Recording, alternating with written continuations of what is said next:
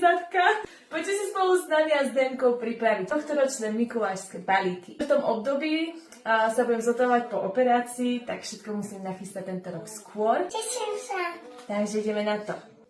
Mikuláš, lízatko. Takúto čičierku. Áno, super. To mám rada.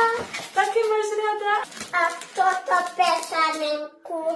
To je pre teba. To sú tvoje obľúbené, môžeš si takto zabaviť. Tak, super. A toto. Počkaj. Sa. Toto je pre maminku.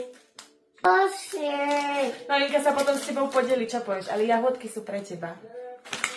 Toto je Amelinkina ovocná. Áno. Toto je pre mňa. Dobre, tak si to tam daj.